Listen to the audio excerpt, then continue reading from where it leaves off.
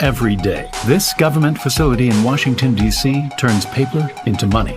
In order to keep up with demand, these machines are running 24/7, pumping out more than $500 million into the U.S. economy every day.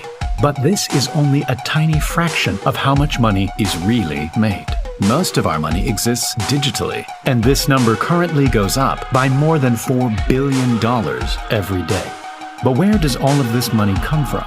Before it ever reached your bank account, it changed hands countless times, passing through people, governments, and businesses, all after being simply typed into existence on a computer. We modeled the entire thing to show you how money really works and how it drives the country, inflates prices, and ultimately puts you in debt.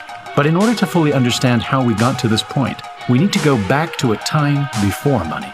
If a farmer, thousands of years ago, needed a new tool, he'd go to the local tool maker to buy one.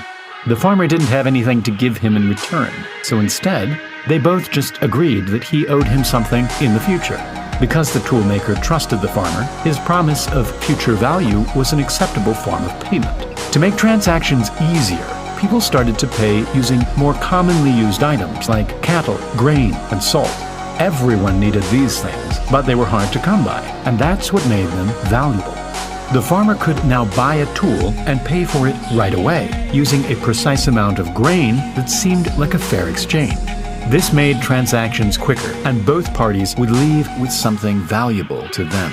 This was when the whole idea of money started to change.